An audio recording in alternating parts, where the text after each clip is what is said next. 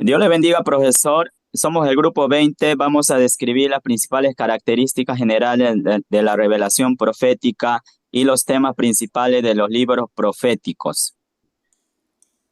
Eh, revelación. Revelación es la comunicación de la verdad divina desde Dios hasta el hombre. Revelar es poner a la vista de los hombres verdades que no podrían alcanzarse por sus propias investigaciones ni por el uso de su raciocinio. Profecía. La profecía es una exposición oral o escrita mediante el cual un instrumento usado por Dios comunica la revelación o la voluntad de Dios para con el hombre y puede o no contener predicciones del futuro.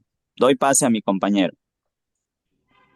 Bien, vemos que también en la revelación de las escrituras, que sabemos que el centro del plan de Dios es nuestro Señor Jesucristo, y sabemos que la revelación se divide en dos partes, tanto en el Antiguo y el Nuevo Testamento. En el Antiguo Testamento, donde se describe la preparación para el advenimiento de lo que es la venida del Mesías, y en el Nuevo Testamento narra su venida, su obra y los resultados de ella, ¿no? También tenemos como siguiente punto el modo de revelación.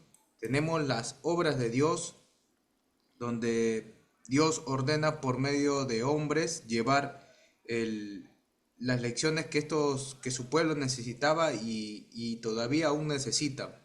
Y eso lo hacía por medio de los mensajeros de Dios, que eran los profetas, los quienes a través de lo que el mensaje que le daba a Dios, ellos lo comunicaban al pueblo. También tenemos profetas en el Antiguo y en el Nuevo Testamento. Sabemos que la revelación del Antiguo Testamento se daba por medio de Dios directamente con el profeta para que lo comunicara a su pueblo, y en el Nuevo Testamento eh, a través de la misión de los 12 apóstoles y posteriormente de Pablo, apóstol. Dicho esto, doy pase a mi compañero. Bien, seguimos. Perspectivas generales de la obra profética. Este ministerio profético se desarrolló en diferentes etapas del Antiguo Testamento. Antes de Moisés se le consideraba profeta aquel hombre que comunicaba un mensaje de parte de Dios, como también fue en el caso de Enoc, ¿no? Aquel hombre que caminó con Dios y que comunicó un mensaje a sus generaciones. También lo vemos como en el caso de los patriarcas, como fue en Abraham. Dios se comunicaba siempre con él y le reveló promesas que luego se fueron cumpliendo. También en Jacob, acerca de las predicciones de sus hijos en el futuro, según Génesis capítulo 49. En el caso de José, a través de los sueños y las interpretaciones que venían a ser palabra de Dios también. En el tiempo de los jueces, como fue en el caso de Débora, que se le llamaba la profetisa, porque Israel subía a ella a juicio. También en la nueva era, desde Samuel, surgen los profetas como consejeros de los reyes de parte de Dios, entre los cuales destacaron también Samuel, Elías, Eliseo y entre otros. En cuanto a la decadencia de la monarquía, ¿no? Ante un reino dividido, los mensajeros proféticos brillaron con mayor intensidad, como fue el caso de Elías y también Eliseo, ¿no?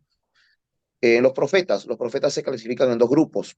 Los profetas del exilio, como fue el caso de Jeremías, que ejerció su ministerio antes y durante el exilio. Ezequiel en Babilonia recibía visiones que luego comunicaba al pueblo exiliado, ¿no?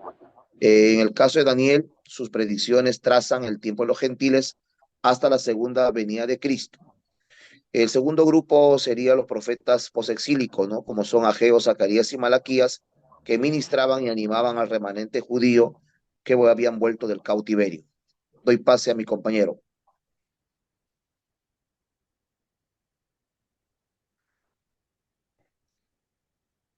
Dios le bendiga, me toca Moisés como arquetipo de los profetas. Sabemos que arquetipo significa modelo original.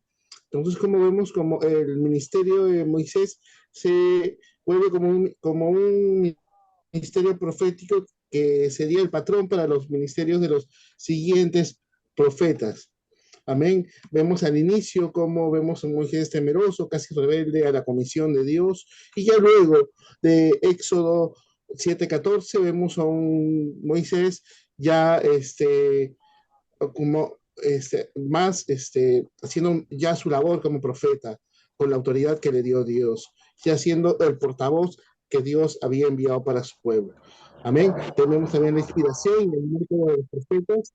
La inspiración sabemos que viene del aliento de Dios. Amén. Que significa la palabra que el instrumento está utilizando Dios en ese momento, que es el profeta. Y también tenemos los métodos o que son el oráculo, que es el profeta, que está transmitiendo el mensaje de Dios, y los métodos visuales, como por ejemplo cuando Jeremías habla de un vaso estropeado en las manos de un alfarero o de una vasija rota. Amén. Adelante, mi hermano José. El tema mesiánico, el concepto mesiánico en la teología se refiere a la creencia en un Mesías enviado por Dios. En el judaísmo se espera que el Mesías restaure el reino de Israel y traiga paz y justicia en el cristianismo. Ahora, Jesús es considerado el Mesías que cumplió las profecías y volverá para establecer el reino de Dios. Bien, los grandes temas proféticos en la teología se refiere a los mensajes centrales transmitidos por los profetas en las Escrituras, así como, por ejemplo, Dios y sus atributos, la idolatría, la vanidad de la religión ceremonial sin la obediencia. El resto que era fiel, la interpretación o la intervención de Jehová en gracia, la intervención para la liberación del pueblo y el juicio a los rebeldes.